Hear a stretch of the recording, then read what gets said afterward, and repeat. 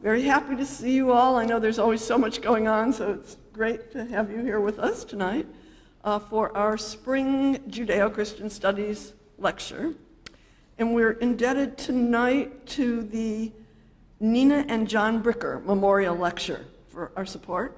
And I'm delighted to introduce our guest speaker. I should say I'm Ronna Berger. I know most of you, but I'm in the philosophy department, and I'm also the director of the Judeo-Christian Studies lecture series.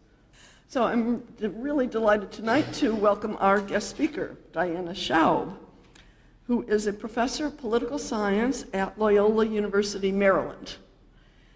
After her undergraduate studies at Kenyon, she received her MA and PhD from the University of Chicago. And I heard the story today, I hope Diana won't be angry with me, of the discovery of her dissertation topic.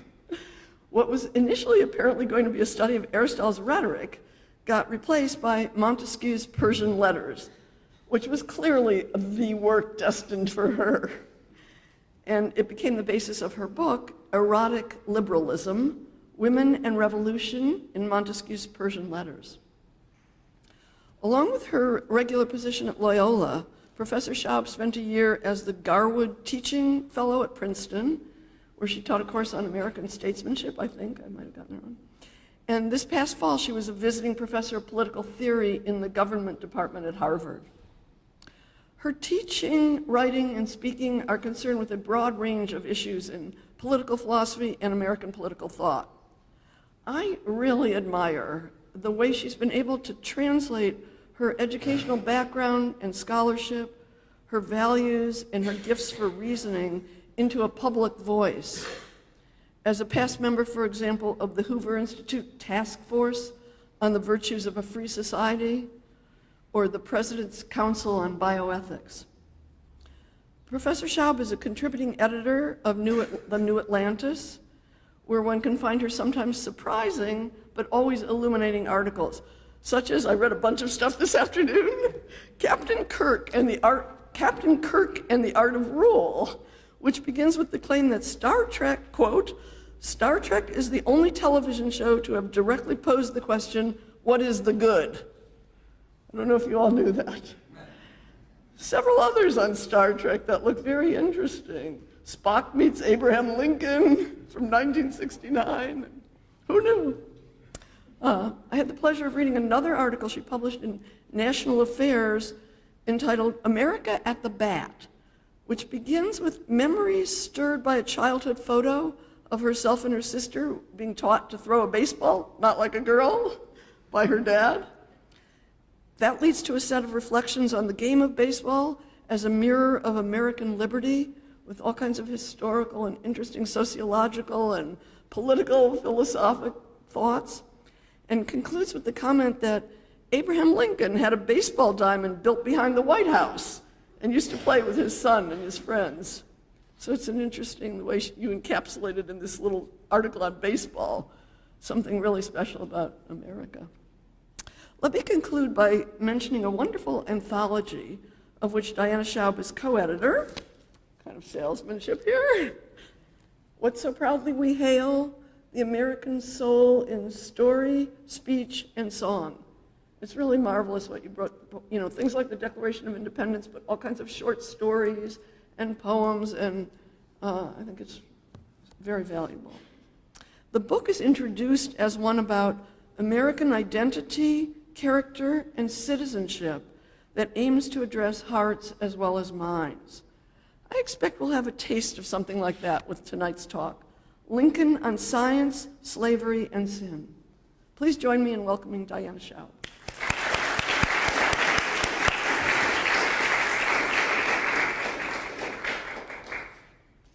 Thank you very much, Ronna. That was a lovely introduction. Speaking on Abraham Lincoln, under the auspices of a lecture series on Judeo-Christian studies, it would have been natural to take as my text Lincoln's second inaugural, a speech not only drenched in Bible references, but one that gives a strikingly theological interpretation of the meaning of the Civil War. I could also have discussed the late addition to the Gettysburg Address, in which Lincoln resolves that the nation's new birth of freedom will take place under God. I'm not, however, going to talk about either of those great speeches. Instead, I'm going to comment on a much less familiar speech, which just so happens to contain more Bible verses than any speech ever given by Lincoln or any other American politician for that matter. The speech is the 1859 Lecture on Discoveries and Inventions.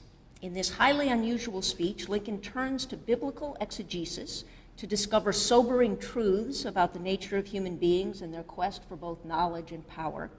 That anthropology then informs an analysis of both the potentials and grave dangers of science and technology for human beings who are inevitably politically situated. Now, before I hazard a fuller interpretation, it must be pointed out that we unfortunately don't have the speech in its final form. What we have are two substantial chunks, about 8 to 10 pages each, which were long thought to be separate efforts. The first lecture on discoveries and inventions and the second lecture on discoveries and inventions. But they may in fact be part of a larger whole. And there is both internal textual evidence and journalistic accounts that suggest that the two parts belong together. We do know that upon heading to Washington to assume the presidency, Lincoln taped the two manuscripts together and entrusted them to a Springfield acquaintance for safekeeping. In early 1865, at the start of his second term, he told a visiting scientist of his intention to put the lecture into final form, post-presidency, or as he put it, when I get out of this place. Although Lincoln did not live to carry out his revisions, he did deliver multiple versions of the speech and delivered it multiple times over a 2-year period from early 1858 to early 1860, during a period of extremely heightened public passions as the nation was on the cusp of civil war. The lecture on discoveries and inventions was first presented a couple of months before Lincoln's House Divided speech. That was the speech in which he accepted the Republican nomination for the Senate and sketched the contours of the looming sectional crisis. It was presented again a handful of times after his electoral loss to Stephen Douglas in that 1858 Senate race. The other activity that kept Lincoln occupied during the time after the loss to Douglas was the preparation of a book-length version of the already famous debates with Douglas. And as we'll see, the very heart of the lecture on discoveries and inventions is a claim about the effect of the invention of the printing press on the affairs of mankind. The medium of print allows one, Lincoln says, to converse with the unborn at all distances of time and of space. Getting the Lincoln-Douglas debates into print meant that Lincoln's forensic victory over Douglas stood, in his words, a better chance of never being forgotten, whatever might befall the country, even if what happened was the continuation of the Democratic Party's dominance and the nationalization of slavery. Finally, Lincoln delivered the lecture one last time after his tremendous Cooper Union address. It was that performance that fortified his status as a presidential contender in the election of 1860. So it was during this time of intense partisan involvement that Lincoln saw fit to work on what he thought of as his lecture on man. Apparently, this was material that Americans needed to ponder in a wisdom-seeking spirit as the crisis of the House Divided gathered steam. All right, so that's the preliminaries. Now, the first lecture, which I take to be the opening section of the speech, presents a survey of technological advances as gleaned from the Bible. This is no ordinary account of human ingenuity. Let me quote from the opening. "All creation is a mine, and every man a miner. The whole earth and all within it, upon it, and round about it, including himself, are the infinitely various leads from which man from the first was to dig out his destiny. In the beginning, the mine was unopened, and the miner stood naked and knowledgeless upon it." Lincoln begins by alluding to the biblical account of creation. He borrows the famous phrase, "in the beginning." But he also dares to rewrite the Genesis story. He presents man not in the Garden of Eden, or even tossed out of the garden to become a tiller of the soil, but instead as a miner, a deep digger engaged in an extractive industrial process. The mining metaphor, which coincidentally was much used by Francis Bacon, suggests that truth is hidden and that nature, even our own nature, does not reveal itself without the application of labor. Examining the phenomenon of labor, Lincoln admits, well, other animals labor too, since they provide themselves with home and food, but human labor is unique, since man is the only animal who improves his workmanship. Human labor, we might say, is scientific. Lincoln, however, doesn't use an abstract word like science or scientific. His language is more explanatory, more empirical. He says that this improvement is accomplished by discoveries and inventions. And he gives a memorable illustration of these two operations. Man's first important discovery was the fact that he was naked, and his first invention was the fig leaf apron. Inventions are responses to discoveries. Man discovered his uncovered nature and invented a cover-up. Lincoln claims that clothing is the one thing for which nearly half of the toil and care of the human race has ever since been expended. From that beginning point, Lincoln traces the scriptural evidence of human industry and its results. He moves from clothing to iron to forms of transport, then agriculture, and finally, various forces that can replace man's own muscular power, namely animal power, wind power, water power, and steam power. Interestingly, Lincoln's survey of human industry does not mention the firing of bricks for the building of the city and Tower of Babel. His focus is more on motive power, the power to make things move. Still, the oversight is intriguing. It might be that he did not want to highlight God's clearly expressed opposition to human technological aspirations. And given Lincoln's own praise for speech, writing, and printing, he may not have wanted to feature the story of how God confounded mankind's quest for one universal tongue. Even though Lincoln's attitude toward the human desire for knowledge and the meaning of human artfulness may not be completely in sync with the Bible's doubts about these matters, he does rely on the Bible for his source text. Lincoln quotes from and cites 23 Bible verses, tracking such things as the first mention of thread, or instruments of iron, or chariots. He also references another dozen or so Bible passages without providing chapter and verse. The majority of the references come from Genesis, Exodus, and Deuteronomy, although Proverbs and the books of Job and Isaiah also appear. As the list indicates, his account is drawn exclusively from the Old Testament, with a single exception. His last Bible reference is a passage from the New Testament. The only New Testament verse, 2 women shall be grinding at the mill, said to be the language of the Savior, is offered to prove that the water wheel was unknown in Bible times. The verse, found in both Matthew and Luke, refers to the rapture at the second coming of Christ, while the surrounding verses detail the time of tribulation at the end of days. Thus, the horizon of the first lecture stretches from the creation of the earth to its destruction. It moves from in the beginning to the last judgment. By turning to the Bible to ascertain the facts about the history of technology, Lincoln is employing the Bible in a rather unorthodox way. Now, perhaps a pious man turns to the good book on all occasions, just as a good American turns to Lincoln. But still, this is making the Bible serve a purpose that seems altogether alien to the text. Matthew 24 is about the weeping and gnashing of teeth and Christ's prophecy of his return in power and glory. It is not about when the knowledge of hydropower was acquired. I think the natural question must be, what the heck is Lincoln doing? I want to suggest that Lincoln is quite aware of what he's doing, and that he has carefully selected these Bible references in order to tell 2 stories simultaneously.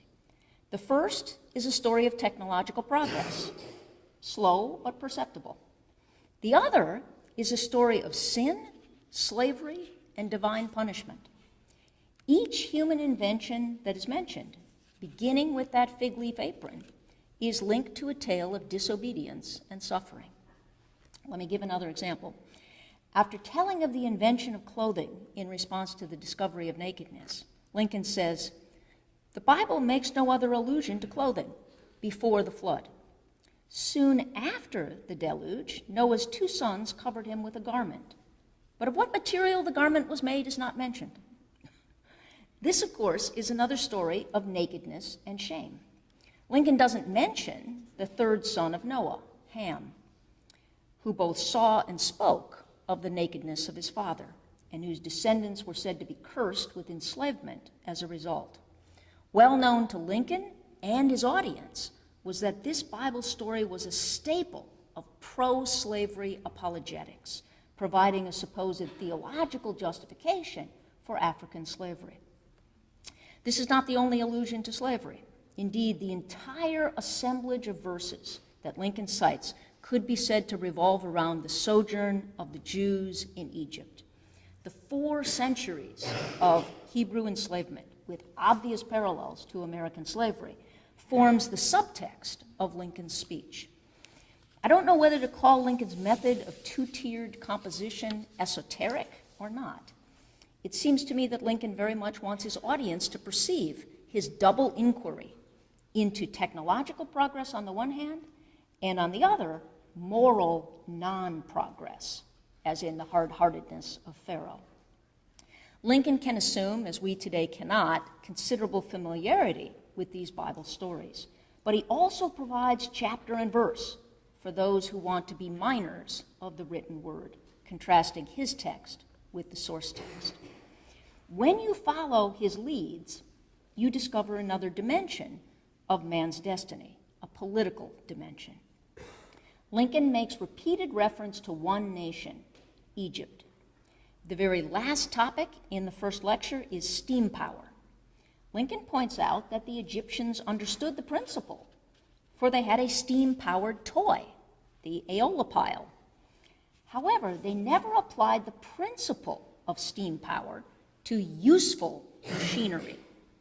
He doesn't say so, but one wonders whether in their pride and stubborn reliance on slave power, the Egyptians failed to pursue the liberating potential of technology. Certainly, Lincoln emphasizes that the ancient world relied on manpower and animal power to the neglect of the motive power of wind, water, and steam. Just as an aside, it seems that Lincoln was an early advocate for renewable green energy. He actually predicts that quite possibly one of the greatest discoveries hereafter to be made will be the taming and harnessing of the wind. Many scholars regard Egypt as emblematic of the mindset that seeks human control over nature. Leon Cass, for instance, argues that Egypt places its trust in technology and administration, bureaucracy. While Lincoln acknowledges Egypt's role in originating many of the arts, especially spinning and weaving, Lincoln also stresses the limits upon the scope of their practical imagination. In the case of steam power, it seems they were blinded by political despotism, failing to see or be interested in the labor-saving applications of theoretical insights. A reliance on slave labor, in other words, breaks the natural link between the working and thinking aspects of the human being. In his address at the Wisconsin State Fair in 1859, in other words, right around the same time when he's working on this lecture on discoveries and inventions, Lincoln states that no other occupation opens so wide a field for the profitable and agreeable combination of labor with cultivated thought as agriculture. That combination does not exist, however, in a slave system. The deification of the one, the pharaoh, leads to the brutification of the many, the slaves. Like Egypt, the American South was a slave power, elevating the few slaveholders at the expense of the many, both black slaves and poor landless whites. The South restricted access to education and was not inclined toward technological innovation. Although Southerners were, of course, willing to adopt tech breakthroughs, if they buttressed slavery. The cotton gin, which was patented in 1794, had certainly given the institution of slavery a new lease on life. But the cotton gin was invented by Eli Whitney from Massachusetts. There's sort of statistical evidence that the slaveholding South was neither theoretically inclined nor mechanically minded. If you compare the U.S. Patent Office with the Confederate Patent Office, the Confederate Patent Office issued only 266 patents during the entire war, as against more than 16,000 issued by the Union. So it was the North that had a genius for invention. Lincoln makes a grim joke about this sectional difference in his Wisconsin State Fair address. A major theme of that speech is the contrast between free labor, which Lincoln calls the just, generous, and prosperous system, which opens the way for all, gives hope to all, gives energy and progress and improvement of condition to all. He contrasts that free labor system with the alternative mudsill theory, according to which the great majority of men are destined for the treadmill of either slavery or menial wage slavery. With mordant wit, Lincoln observes, a Yankee who could invent a strong-handed man without a head would secure the everlasting gratitude of the mudsill advocates, since they regarded as a misfortune that laborers should have heads at all. Lincoln despises this mudsill theory. He refutes it by reference to the structural integrity of divinely created persons, saying, quote, as the author of man makes every individual with one head and one pair of hands, it was probably intended that that particular head should direct and control that particular pair of hands. And that being so, every head should be cultivated and improved by whatever will aid in its capacity for performing its charge. In one word, free labor insists on universal education. While Lincoln's anthropology and preferences are clear, he's also aware that the genius for invention can spiral out of control. Right? Some Yankee might figure out how to genetically engineer human beings to fit the specifications desired by the slavocrats. All right, let me return now to the lecture on discoveries and inventions. If it is the case that Lincoln gives us a history of technology through the Bible so that he can deliberately tell two stories at once, what does he hope to achieve thereby? Americans who had long believed that they were the new Israel might not welcome being told that they are really the new Egypt, with their black slaves in the role of the chosen people of God.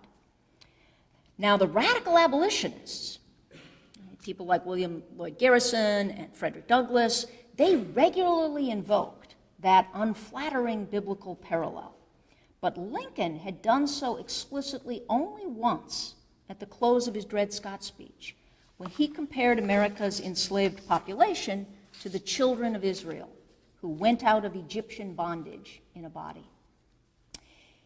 In this lecture, the lecture on discoveries and inventions, he proceeds by indirection, avoiding vituperation, avoiding moral fervor, but dropping plenty of hints about God's punishment of Egypt, as when, in the context of the history of transportation, he cites a verse describing the fate of those who pursued the fleeing children of Israel. The horse and his rider hath he thrown into the sea. The contrast between Lincoln's muted, allusive rhetoric and that of the abolitionists could not be more striking. The abolitionists love to quote Isaiah. Right? Isaiah is the prophet who pronounces judgment upon all the nations with lines of terrifying vividness. A sample. Through the wrath of the Lord of hosts is the Lord darkened, and the people shall be as the fuel of the fire. No man shall spare his brother. Lincoln mentions Isaiah twice, but only to trace the first mention of ore and sails, and then to document the difficulties of controlling the power of the wind. His references to Isaiah, however, fit within the subtext of the speech, inasmuch as the mention of Isaiah, the mere mention of Isaiah, can't help but conjure up in the minds of his pious listeners those terrible prophecies of national punishment. Lincoln's mode is the opposite of the moral harangue. It is oblique and evocative, inviting thoughtfulness, moral humility, and further examination. Again, for those who follow Lincoln's leads, the verses in Matthew 24 that immediately follow Lincoln's only New Testament quotation are resonant with meaning for Lincoln's generation. These verses describe a house divided and broken apart as a result of divine intervention. According to the gospel, this is the Bible verse, 2 women shall be grinding at the mill, the one shall be taken and the other left. Watch therefore, for ye know not what hour your Lord doth come. But know this, that if the goodman of the house had known in what watch the thief would come, he would have watched and would have not have suffered his house to be broken up. It is with that implied warning that Lincoln shifts to the second part of the lecture, where he focuses now forthrightly on the United States. We have all heard of young America, he begins. He describes young America as a personage, sort of like Uncle Sam. Whereas Uncle Sam is a personified symbol of the U.S. government, young America is an embodied version of the American character or the American spirit.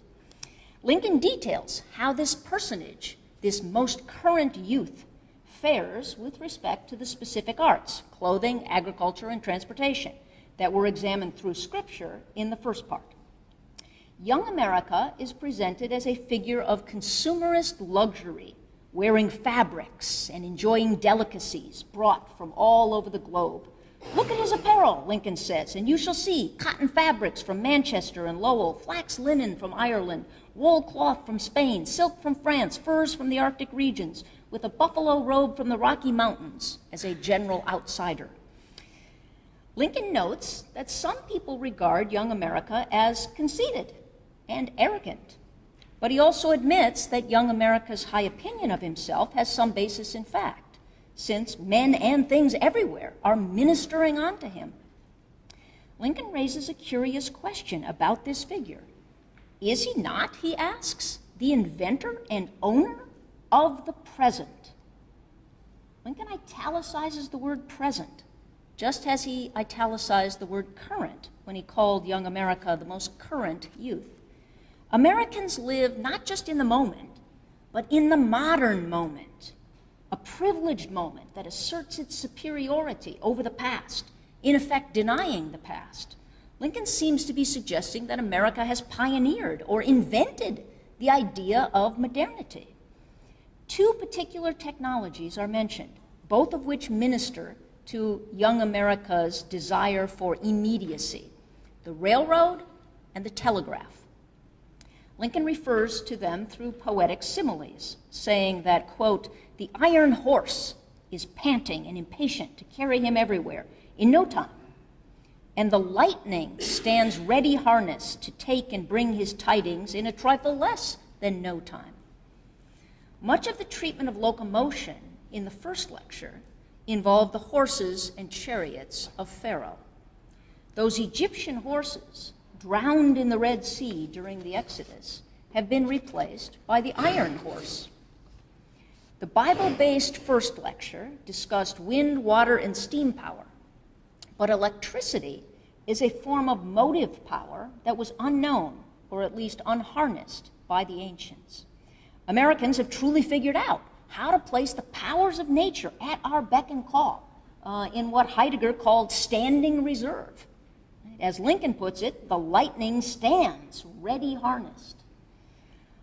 Although there are scholars who regard Lincoln as just an unabashed booster of the Baconian project, Francis Bacon's project to master nature, I really believe that's a serious misreading of Lincoln's position. I don't mean to suggest that he was hostile to technological advance, for he certainly was not, After all, Lincoln is the only president ever to have sought and obtained a patent for a mechanical invention. The patent was issued to Lincoln in 1849 for a device that would lift boats over sandbars. So although Lincoln sought to make his own contribution to transportation technology, at the same time, I think he was acutely aware that not every discovery and invention is a good thing for mankind. His reservations are grounded ultimately in his recognition of the morally questionable character of that human quest for mastery. These reservations are given inimitable expression in his portrait of young America. Lincoln's celebration of American achievement and inventiveness begins to ring increasingly hollow. And indeed, his sketch of young America pretty quickly reveals itself as mockery. Lincoln's tone has a satiric bite. It turns out Young America was a campaign slogan, a slogan associated with his arch rival, the Democrat Stephen Douglas. Lincoln's riff on Young America and on Manifest Destiny, another slogan that belonged to the Democratic Party, becomes especially pointed when he alludes to both the Mexican War, towards which Lincoln was opposed, and then to American slavery. Here's what he says. Young America owns a large part of the world by right of possessing it, and all the rest by right of wanting it and intending to have it. As Plato had for the immortality of the soul, so young America has a pleasing hope, a fond desire, a longing after territory. He has a great passion, a perfect rage for the new, particularly new men for office, and the new earth mentioned in the Revelations, in which being no more sea, there must be about 3 times as much land as at present. He is anxious to fight for the liberation of enslaved nations and colonies, provided always they have land and have not any liking for his interference. That's the reference to the Mexican War. As to those who have no land and would be glad of help from any quarter, he considers they can afford to wait a few hundred years longer. That's the reference to slavery, American slavery. In knowledge, he is particularly rich. He knows all that can possibly be known and is the unquestioned inventor of manifest destiny. His horror is for all that is old, particularly old fogey, and if there be anything old which he can endure, it is only old whiskey and old tobacco. Here, Lincoln takes a partisan swipe at young America's hubris, hypocrisy, his greed for continental expansion, and his habit of self-congratulation. He includes yet another Bible reference, this time to the book of Revelation. The book of Revelation describes a new heaven and a new earth. And in that new earth, the sea has completely disappeared, so it's all land. The land hunger of young America is so great and so impious as to believe that he should be the conqueror of the new earth, foretold in Scripture. After parodying his political opponents in this way, even to the point of mentioning their intemperate drinking and smoking, Stephen Douglas was a noted drinker, Lincoln immediately moves to higher ground, inquiring whether young America does indeed have the advantage over old fogey, and if so, what the real difference really is. Lincoln then conducts his own version of the quarrel between the ancients and the moderns. He starts by returning to the mode of biblical exegesis, calling to the bar the first of all fogies, Father Adam. Examining that first of all inventions, the fig leaf apron, Lincoln shows that Adam had first to invent the art of invention, an art that depends on the prior habits of observation and reflection, habits which themselves depend on the human faculty of speech. And speech, says Lincoln, does not appear to be an invention of man, but rather the direct gift of his creator.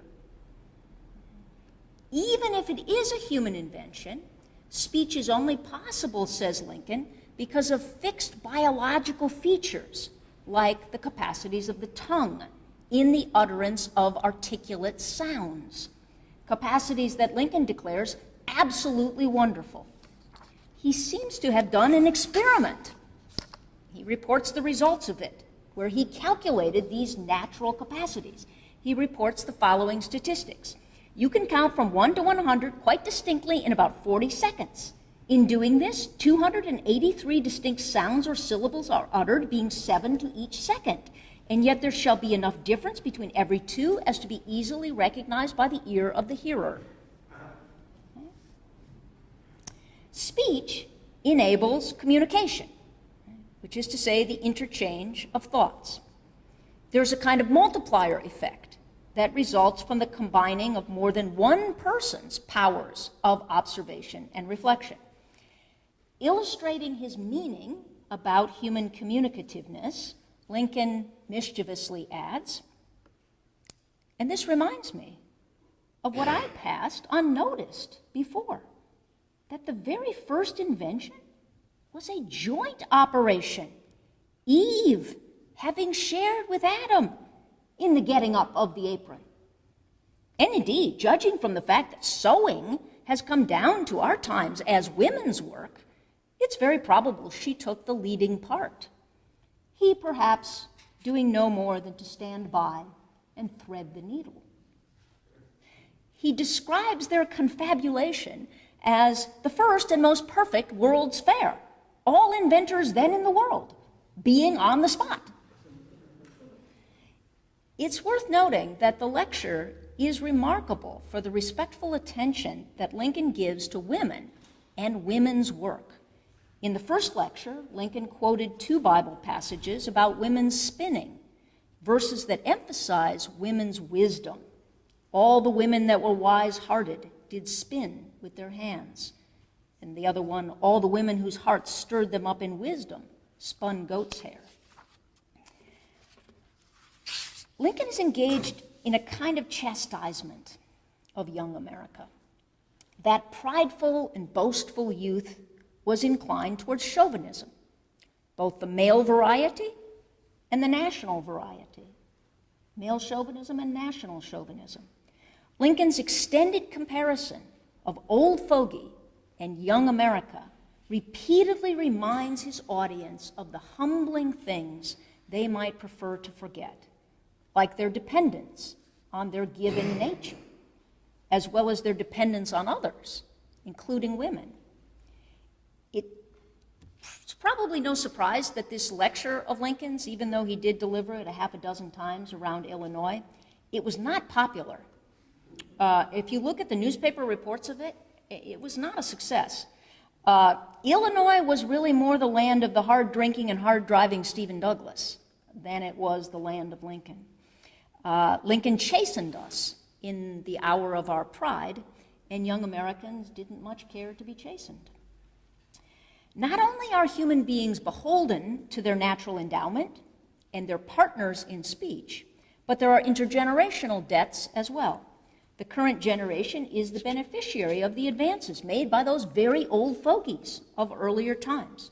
Along with Adam and Eve, Lincoln mentions Moses by name, and he alludes to God's employment of writing in the Ten Commandments and the Holy Scriptures. Just as he had with speech, Lincoln indicates that writing, particularly phonetic writing, which he calls the great invention of the world, is only possible. Writing is only possible because of what he calls the wonderful powers of the eye, which again are not of human making. He returns to his earlier example of the numbers from 1 to 100, and he now quantifies, his second experiment, he now quantifies how long it takes to peruse and proofread a written list of those numbers. His conclusion is that the eye is about twice as fast as the tongue. Moreover, writing has the immense advantage of releasing us from the prison of the present. Writing makes transcendence possible, enabling us, Lincoln says, to converse with the dead, the absent, and the unborn at all distances of space and time.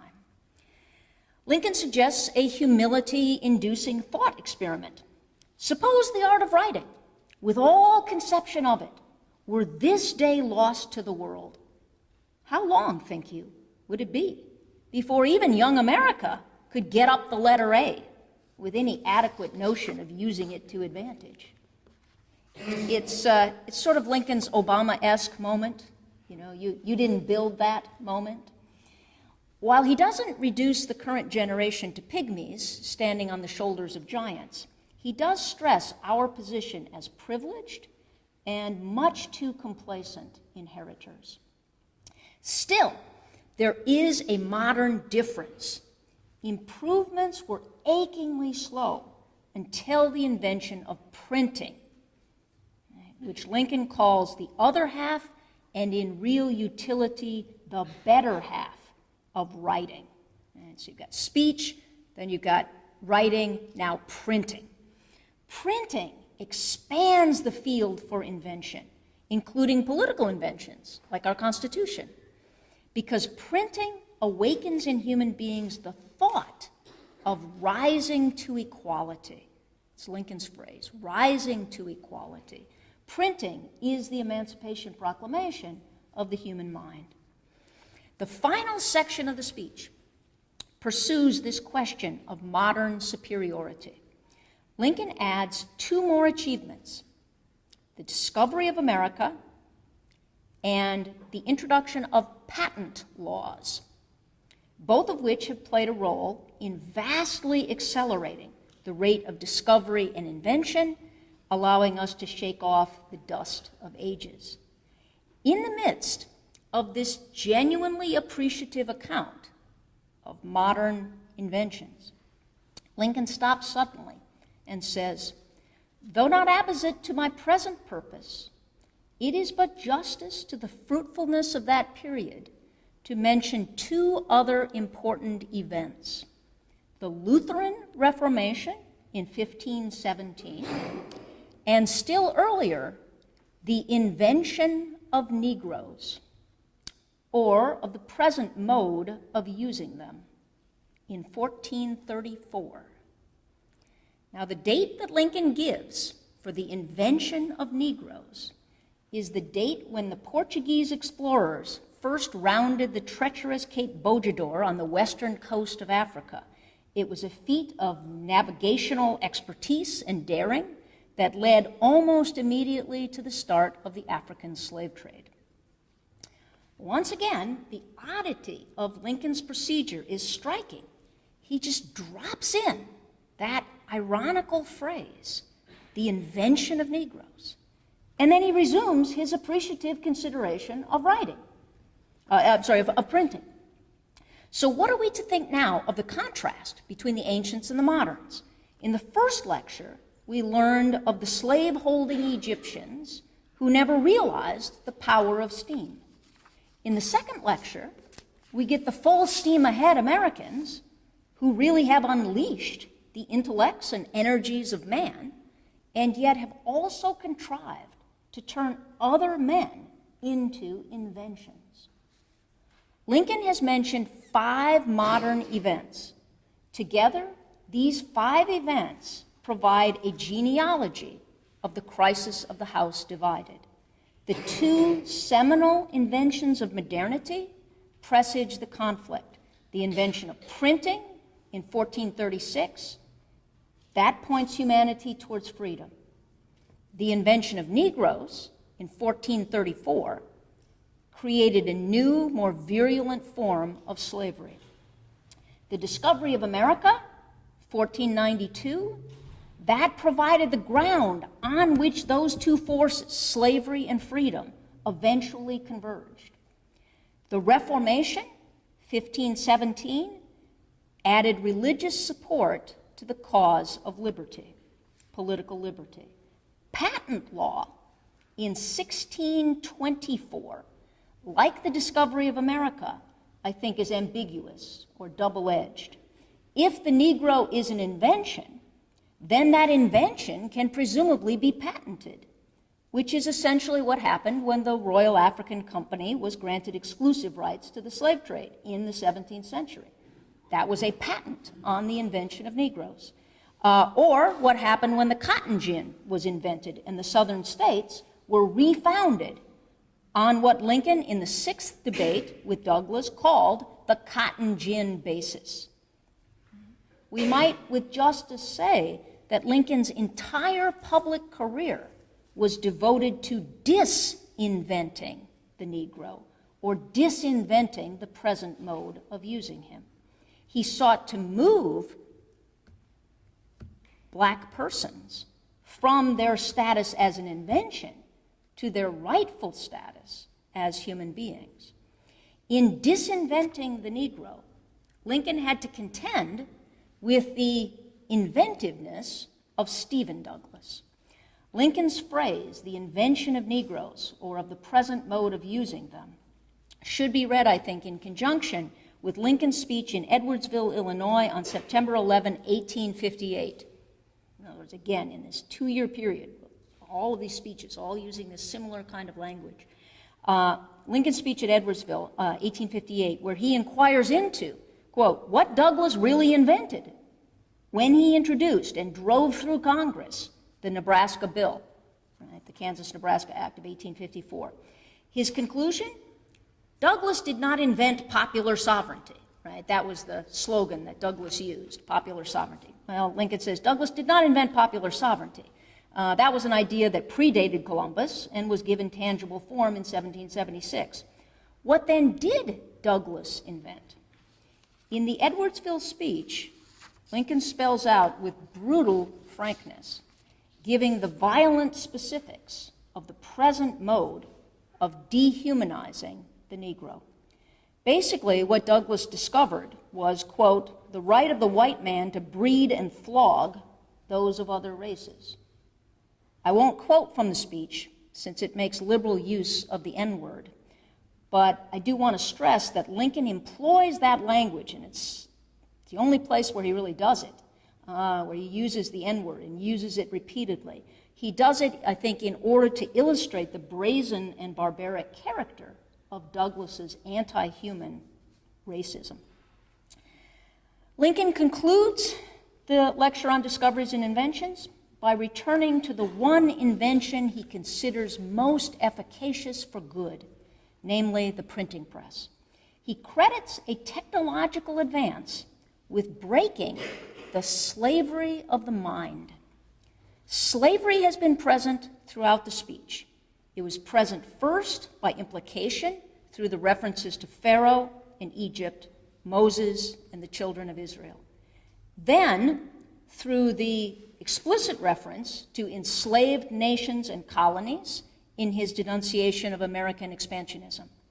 And finally, it was present in that gruesome line about the invention of Negroes. Now, at the very end of the speech, Lincoln shows that there is another aspect to slavery, an internal or spiritual aspect. He unearths the deepest cause of slavery, which turns out not to be political oppression, but rather ignorance, ignorance of one's human nature. Before the print revolution, quote, the great mass of men were utterly unconscious that their conditions or their minds were capable of improvement. They not only looked upon the educated few as superior beings, but they supposed themselves to be naturally incapable of rising to equality. To emancipate the mind from this false and underestimate of itself is the great task which printing came into the world to perform. And yet, Lincoln indicates, technology by itself is insufficient, since it only supplies the means of reading. The existence of printed matter does not guarantee literacy. For that, you need teachers. And teachers, Lincoln laments, have not been very numerous or very competent. America is dedicated to the proposition that all men are created equal, but it is only through education, and a certain kind of education, that individuals actually become capable of rising to equality. Of course, we need training in the STEM fields, and yes, our regime is uniquely open to and encouraging of science, but we should not forget that applied science can underwrite slavery almost as easily as it can undergird liberty.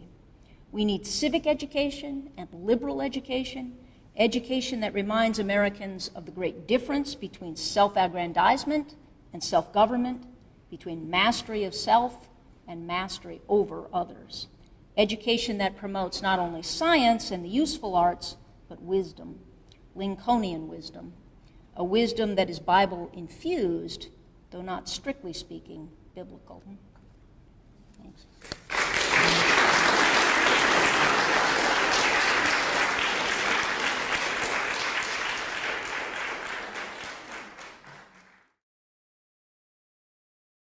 How would you characterize Lincoln as a thinker, and how would you characterize him as a leader? Because I think there seems to be a difference between his rhetoric, which is beautiful, and some of his actions during the Civil War and before, which kind of undermines some of his beautiful, eloquent egalitarianism. Yeah, so that's a big question to characterize his statesmanship. I guess I see him as exemplifying. Yeah, sorry. I guess I see him as exemplifying the ancient virtue of prudence, practical wisdom. So I think that's in other words, we don't have to choose between is he an idealist or is he a pragmatist. That virtue of practical wisdom is able to unite those things. So I see him as driven by certain principles and committed to the principles of the American founding. But he is, extremely practical or prudential in how he assesses how much of the good you can achieve at any one moment, and he's always working to achieve that. My question is on his view toward education and its power. Yeah.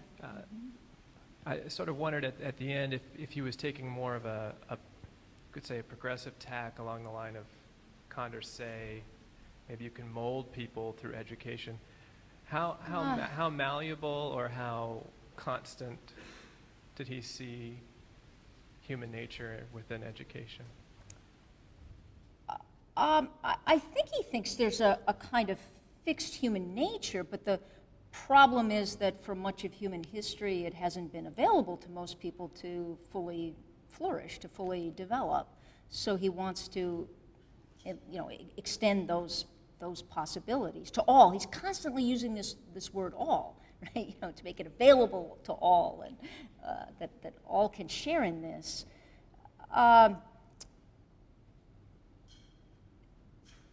So I'm also reluctant to attach just a word like progressive to him.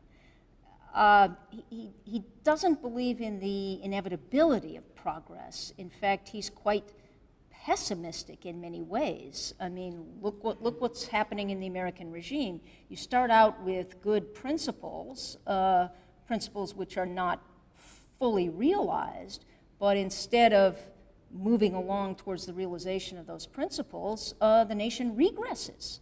Right? The danger in Lincoln's time is that slavery is going to spread and become perpetual, that slavery is going to spread into the territories, and then slavery will be nationalized. So he's always worried about that danger of retrogression. So education is necessary to initially to sort of counteract that, to educate public opinion, and as a republic, we are completely dependent on healthy public opinion. So his statesmanship is always concerned with the education of public opinion. I was wondering, given the unpopularity of the speeches, and you also noted that of this particular speech, I'm sorry, that he avoids the moral harangue. I wondered if you're reading this particular speech as, do you think Lincoln intended it to be written, especially his emphasis on the printing press, that he was writing not to give a popular speech, but the unborn will be able to read and mine his own speech? Yeah, scholars also have been pretty dismissive of this speech. Partly because it's not in final form. It is very hard to interpret and how to judge it. But they've been dismissive of it and saying that, because it wasn't dealing with the issues of the day, it somehow falls flat. So I guess what I'm trying to say is that it was, in fact, dealing with the issues of the day, but in a way that was less obvious and in some sense deeper. And your suggestion that he maybe is writing for the future. Especially at the time he's giving it, he thinks his career is his political career may be over. I somehow get a little sense of Samuel Clemens in the way that Lincoln works here. Do you also, or? Yeah, the humor, you mean? Mm-hmm. Yeah, and sort of the way he uses references and the inventiveness of his references. I can't say much beyond what you said, but I think that's there, the humor and the use in a way almost of a kind of dialect. There are other places in Lincoln's speeches where he deliberately uses bad grammar, quite deliberately. So. I would like to know how usual it was to speak in political dialogue using the Bible and Plato and things like that in the 19th century at this time. Yeah. Well, remember, this is a time in which everyone is much more steeped in the Bible, so I don't think it's that unusual to make the occasional biblical reference. As I say, the abolitionists will invoke Isaiah. But to do it in this way, I think, was highly unusual. 23 specific verses where he gives you the textual citation, another dozen where he's referring. So yeah, this is just sort of over the top, and then to be doing it for a purpose that doesn't seem to have any connection, doesn't seem to have a moral purpose. Right? To turn to the Bible for the history of technology. Now there is a story about how the lecture came about. He was on the circuit, on the lawyer circuit. He was on the lawyer circuit. They would travel around, throughout Illinois, hearing cases and trying cases. And so he would travel with other lawyers. And somebody, asked the question about when was brass first invented?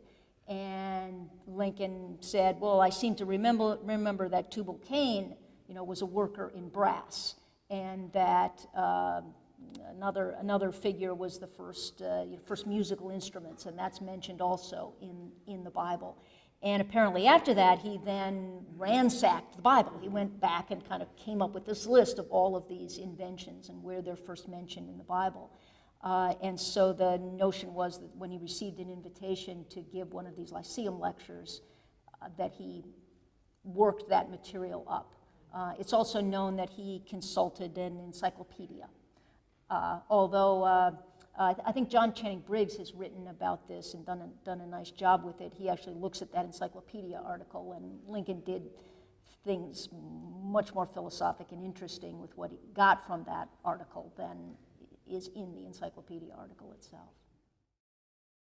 So I guess there are two sort of standard versions of the traditional story we all know that your account seems to be discrepant from. So one of them is the idea of there's a certain point in history where, say, Bacon, Descartes, early modernity, when thinking is no longer understood to be for its own sake, knowledge for its own sake, but rather practical. Thinking is of higher value in the whole Mastery of Nature project. So that's a standard story that this use of the Bible, I'm not quite sure how you're pinning down Lincoln's intention, but is so strange. What was he thinking about that? And then related to that is also the idea that technology is necessarily neutral and nothing but an instrument. And yet this seems to have an almost super enlightenment assumption that there could be some technological inventions like printing, which in and of itself is only for the good. Or am I misunderstanding? Yeah, no, he does, in describing printing, he doesn't seem to see any downside to it.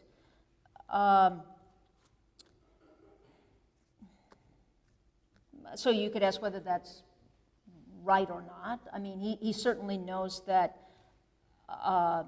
those who believe in the pro-slavery ideology are also using printed material to get their ideology out there. But I guess what he must believe is that there is this power of human reason, and if people have the notion of rising to equality and become literate, that he does sort of trust to the trust to the truth winning out, I guess. And freedom is the sign of progress, of moral. Has a privileged status. Well, yeah, but freedom not just in the sense of license. In other words, Stephen Douglas is claiming to be an advocate of freedom also. For Lincoln, freedom always has moral content and moral grounding. Yeah, so it seems to me he is on the side of the moderns in his, I mean, he does embrace utility and technology. It seems to me he's more receptive to technology than the Bible itself is. So I sort of said he's not fully in sync maybe with the Bible message on that. But he is also worried about this human quest for mastery. So he is trying to figure out what are the limits to that, how do you articulate those limits, and how do you convince full steam ahead Americans that there are those limits. Fascinating that he so emphasizes the value of the printing press, seeming nothing bad about it. And I just wondered, that is really striking then that he doesn't cite the Tower of Babel of a universal language being a problem. That it does seems like what he likes about the printing press might aim towards something like that, total equality, total communicability. That to ignore that quote from the text. Yeah, right. That the printing press. You're suggesting it's sort of the new Tower of Babel. It would be the thing that would create universal. And yeah. That's all good. There's no. Yeah, although, at the very end of the speech, he goes back to mentioning the patent laws, and he talks about the effect of the patent law in increasing discoveries and inventions. And he says that what patent law achieves is that it brings the fuel of interest. It conjoins the fuel of interest, self-interest, right? You get a financial benefit when you get a patent. The fuel of interest with the fire of genius. So he describes. So the last words are this very combustible combination of these two things. But I think there, at least with respect to patent law, he has shown that he is aware of the danger of that combustion. Right? Bad things can be patented too.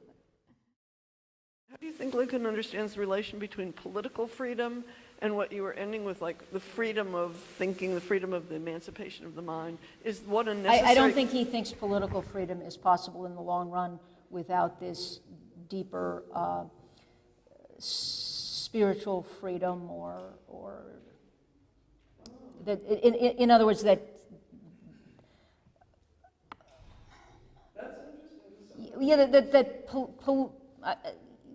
You can get at it by thinking about the power of majorities, right? We're based on majority rule. You have to accept and be bound by that majority opinion, but majorities can be wrong. Majorities can be tyrannical. Majorities are not just allowed to do anything, according to Lincoln. That's his battle with Stephen Douglas. Stephen Douglas says whatever the majority wants, the majority can have, and that makes it right. All there is procedural democracy. And, Lincoln believes that democracy is founded on a certain absolute truth about the nature of the human being, and as a result, there are certain limits to what what majorities can legitimately do. So I think, some people would say, well, political freedom is a necessary condition for this other, mental and psychological freedom. But it's interesting, you're suggesting the other way around in Lincoln's mind. Well, they're mutually, yeah. I mean, he wants to extend the range of political freedom, but he's also worried that political freedom itself will be degraded if you don't understand its sort of higher justification. My question is just about technology itself. Based on how you present it, wouldn't technology itself also afford that separation from labor that slavery had been providing the slaveholders? There's something just inherent in that separation that could cause an atrophy. Well, yeah, so technology might release us from certain kinds of manual labor, right?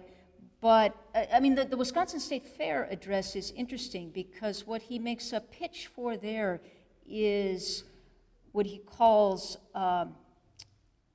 he wants farming to be more cognitive, more thorough, right? That you really, so in that way technology involves a shift towards more cognitive labor. And he wants more people to share in that. And so he encourages these farmers at the Wisconsin State Fair to really think through what they're doing. He wants all of them to become, in a way, observers and reflecting and inventing. And he says there's another advantage from that. When farming is more thorough, you need less land.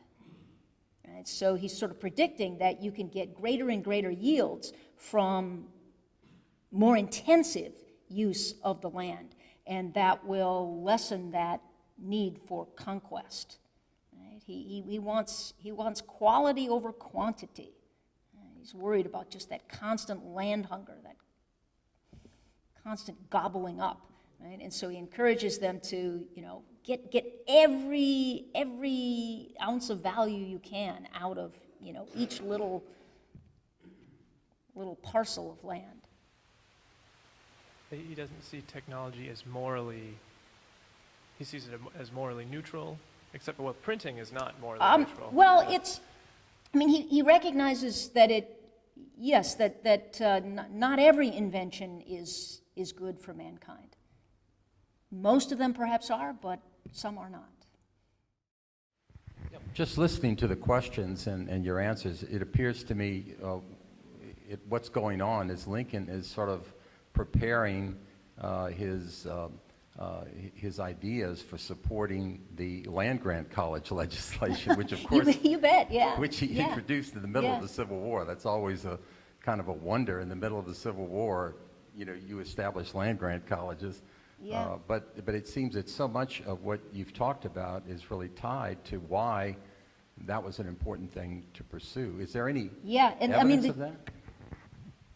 Yeah, I think that's right. I mean, just the difficulty in his own life to acquiring the education that he acquired. I mean, Lincoln had no more than 1 year of formal schooling, a few months at a time. He is our least formally educated president ever. And so he's almost entirely self-educated. He's remarkable in that, but I think he knew that most people wouldn't have that same drive and the ability to pursue it. So he wants to make this available to all. And he says that free labor requires universal education. The possibility of self-government requires universal education. Would Lincoln, by any chance, have known Kant? Because we just read in my class this it's Kant essay on Genesis. No, I think very, very unlikely. Again, given what we know about his education, I mean, he was an avid reader, but the things that were available to him in Illinois, which was the frontier, he had Shakespeare. he had the Bible, and both of those he knows in and out. I mean, he's just very thoroughly steeped in both Shakespeare and the Bible. But the rest of the sort of Western canon, and especially anything more contemporary, you know, he had these anthologies like Murray's English Reader, and so there would have been little snippets, you know, from Milton and Addison and Cicero. There'd be these little samples. So he had things like that. The reason I asked is we just read this essay by Kant, which is kind of an Enlightenment reinterpretation of Genesis, with so many of the same moves as... Yeah, and the attitude is in a way similar, right? Because Kant is, the fall was a good thing. Yeah. Can you talk about the printing of the Lincoln-Douglas debates themselves? Oh, well, just that's the other project that he was working on at this time. So the Lincoln-Douglas debates were the first political debates to be covered thoroughly by the newspapers. So, like the Chicago Tribune had, you know, transcribers there, took them down, you know, word by word. So they were published in that form. But after he lost the election, Lincoln gathered all of those newspaper accounts and issued it in book form. Douglas was not happy about it. Douglas tended to give just basically a stump speech in the debates, and so they're fairly repetitive. Lincoln, I think, early on had a sense about sort of the new media, and that he could actually use the debates to introduce new points and have an evolving argument, and he could count on people having read the earlier debates. And then, you know, following it through. So he wanted this put out in book form. Why do you think he only, out of the 23 verses that he has in this lecture or speech, why is only one in the New Testament? Why do you think? Yeah, I mean, it might just be because the historical character of the Old Testament means that there are these references that can be found. So it's probably simply the case that in the New Testament there's only that reference to the women grinding at the mill. I mean, that may just be the only technological reference. And that would make some sense. I mean, that's not what the Gospels are just giving the message of, you know, the good news. They're not accounts of history and stories from the past. So it may just be that's what the text yielded when he went through to put together this survey and history of technology.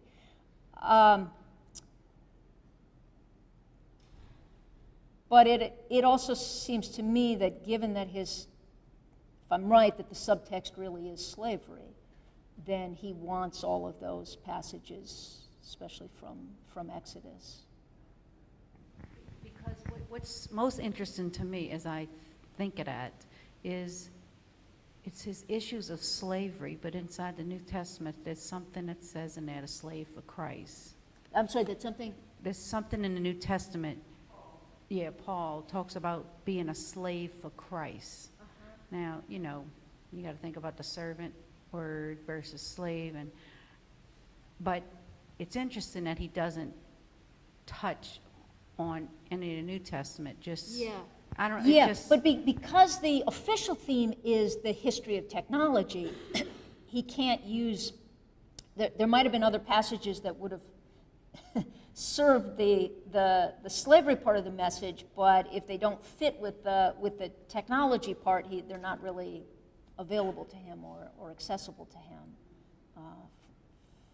for his purposes in this speech. But it's certainly true that in other Lincoln speeches, you can find references to both Old and New Testament. So my question might be more for Lincoln than for you, but I'm also interested in his attitude toward the printing press. So you were saying that he understands it as something that can kind of bridge the gap between generations, something that can establish greater continuity between the individual and the community. And on the surface, that makes a lot of sense, but there's also kind of, the ancient critique of writing that it might actually inspire forgetfulness. And if you think about like the difference between an oral culture and a literate culture, it makes sense because, the faculty of memorization is lost, and also just like the direct contact between the older generation, the ancestors who have to hand down directly like the body of knowledge. When it can be written, it can be stored. And I'm just wondering if you think he's aware of these problems at all with writing, or if he's aware of these issues at all with printing or writing, and maybe like if he understands it to be kind of the thing that both creates this kind of forgetfulness, because that's what he's criticizing in Young America, and also the thing that can heal the very problem that maybe it helped to create. It's a great question. I don't see him as having any sympathy with that those ancient doubts about writing. It just played, again, if you think of his rearing,